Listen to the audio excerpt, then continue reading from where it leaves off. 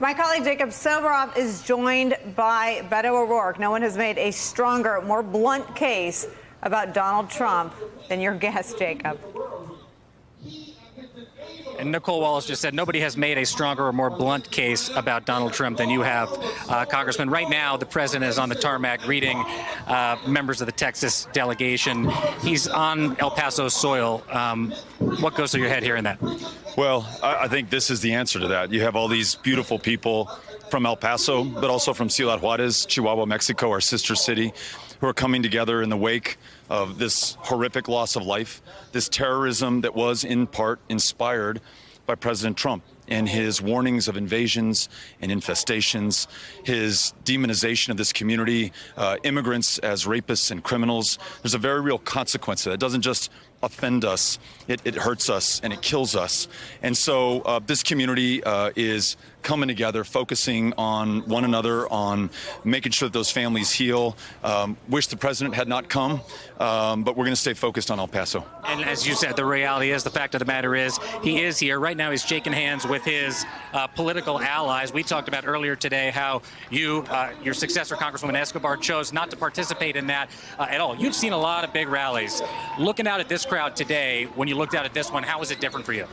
Oh, it's just beautiful. I mean, here we are under a beautiful sky, a broiling sun. It's probably 101 degrees. Folks have been out here for hours listening to Congresswoman Escobar, now listening to Reverend William Barber, listening to one another, listening to dreamers, and celebrating the best of who we are. This is one of the safest cities in America, not despite, but because it's a city of immigrants. And I think though we bore the brunt of this attack and this hatred and this racism, we also hold the answer for this country that is so divided right now. There's a way to come together, not despite our differences, but by embracing our differences. That's what's made El Paso so special. You've been very clear that you believe the president in large part is to blame for what happened over the weekend here in El Paso. How worried are you that with Donald Trump still in the Oval Office, something like this will inevitably happen again? It will happen again, because what happened in El Paso is not an isolated incident. After the president warned of caravans, you had somebody go into the Tree of Life synagogue in Pittsburgh, warning of caravans. You had the mosque in Victoria, Texas, burned to the ground on the day that Trump signed his executive order seeking to ban Muslim travel to the United States. So there are very real consequences to his words, to his tweets, to the racism that he fans. You saw this in May at a rally in Florida. He says, how are we going to stop these people, meaning these immigrants, from coming to this country? Someone yells out, shoot them. The crowd roars their approval. He laughs. He laughs. He says, that's okay with me. So he's not the source of racism in this country. This country's been racist as long as it's been a country, but he is certainly fanning the flames. He is certainly making violence like this more possible and more real until we change course. You've been very clear that you believe the president is a racist. Is the president a white supremacist? He is. He's also made that very clear. He's dehumanize or sought to dehumanize those who do not look like or pray like the majority here in this country. He said, I wish we had more immigrants from Nordic countries, because those from Haiti bring AIDS, those from Africa come from shithole nations. He's been very clear about who he prefers to be in this country and who he literally wants to keep out with walls and cages and militarization and torture and cruelty. And again, we in El Paso have borne the brunt of all of that, but we in El Paso are standing up to all of that right now. And I've never been more proud of this community than I am at this moment. All right, former Congressman Beto O'Rourke, appreciate it. Nice to see you again today. Appreciate it. Yep. Nicolle, he's right. It's a 101-degree day out here, but it is really extraordinary to see the strength of this crowd, the unity of this crowd, the way everybody is coming together out here, even though many of these folks, maybe all of these folks, don't want to see the President of the United States here today. Jacob, stay with us. I want to underscore two things. I think this presidential race will never be the same. You know how one of the top candidates has described Donald J. Trump, an incumbent president, as a white supremacist, changing the contours of this race from this point forward. I mean, I think it's an extraordinary thing to say, but Beto O'Rourke consistently has pointed to the underlying documentation, the receipts, if you will, about the way that the president talks about people of color in this country, and it's long preceded what happened here this weekend. I mean, ad nauseum, we've talked about it, but the minute he came down the escalator, Mexicans are rapists and criminals. Congresswomen of color in this country should go back to where they came from. We've seen infestations and invasions, and the separation of children along the border started right here in El Paso. The pilot program in 2017 happened not far from where we are in the El Paso Border Patrol sector. So if you look at everything in isolation, maybe that there's a case to be made, but Beto O'Rourke says we have to synthesize it. We have to look at it as a whole. And his conclusion is that Donald Trump, the president of the United States, is a white supremacist. Jacob, I don't know if you have somewhere to go, but if you could hang out with us for a few more minutes. I want to come back to the interview, but I want to get some quick reaction from Jason Johnson. I believe the Democratic primary, there will be the day before Beto O'Rourke called Donald Trump a white supremacist, and the day after. I think the Democratic primary now changed the face of it, the feel of it. We came on the air with the Biden speech seemingly changing this Democratic primary, a litany of Donald Trump's racist rhetoric laid out and tied to the violence in El Paso. You now have Beto O'Rourke, a son of El Paso, someone who has been blunt in calling Donald Trump a racist, in tying the rhetoric to the violent, now saying, yes, he is indeed a white supremacist. That is an amazing moment. I completely agree with you, Nicolle. And also this, not only does this give us the Beto moment, if we're going to talk pure politics, the Beto moment, but it also sets a new baseline for how these Democrats have to talk about this president. Because the extension of this, right, and we've seen this with Joaquin Castro, we've seen this with certain things that Joe Scarborough said is, since we have identified this president as being a white nationalist and a racist, that means if you support him, you bear some responsibility, which changes the complete dynamic of the 2020 race with many of these candidates like, well, we need to reach out to these. Well, do you?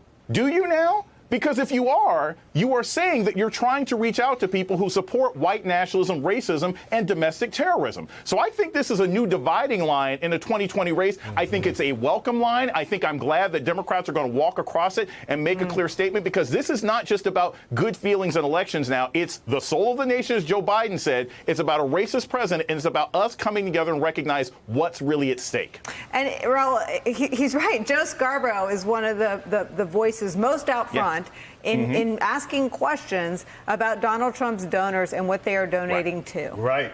And as a result of today, everyone who's running these Democratic, they're hopeful, their campaigns, they are figuring out their answer to that question right now, because that's going to be a question that goes down the line at those debates. And another question that's a byproduct of that, and this is in terms of the whole party, is this party going to continue to try and reach a slice of these rural, these Midwestern voters that turned out very strongly for Trump and are still sticking by him, if the Democratic candidates believe that they are supporting a white supremacist? Or are they going to try and go a more progressive route and bring in new voters, bring in women of color, bring in Latino voters, bring in more African Americans? So I think it's also going to potentially change the way the party approaches voter outreach. And just that, it's amazing how a small statement like that is going to have major implications in the next debate and the next course of this race. And I guess part of me is surprised it took so long for someone to say it, because Donald Trump, in an interview, I believe, with Fox Business, described himself as a proud nationalist. And it's just two more ticks along the dial to being a white supremacist, right? Yeah, look, that was the Beto O'Rourke that a lot of people fell in love with in the 2018 Senate campaign. Someone who was willing to say things that he knew were true, that he believed in his heart, and didn't worry about the political blowback. And I think we've seen that since this tragedy in El Paso. You saw him, he had that great moment on the, where he asked reporters, like, what the bleep? Look, what, I was trying to figure out how I was going to say that on the air. and that is the point. I mean, look, the Democrats need to frame this election in moral terms. They need to make clear that it's not just questions of health care, and it's not just questions of gun control, and it's not just questions of immigration. Those are all really important, but this says something about who we are as a country. And, voting for a white supremacist is not a moral choice. Supporting a white supremacist is not a moral choice. This is what I wanted to come to with you on the politics. Democrats are in this. They're wrapped around the axle, I think, of feeling like some of the positions on immigration, crossing the border, decriminalizing that, so polarizing. I mean, those are bad choices, bad debates. There is a chance here to reframe the whole conversation around immigration policy, around the kinds of stories that Jacob covers, in these moral terms. Well, I think they have to do that for sure. And look, I think, there's this big American argument that we're having, and I think that whoever the Democratic nominee ends up being is going to be someone who's able to do that.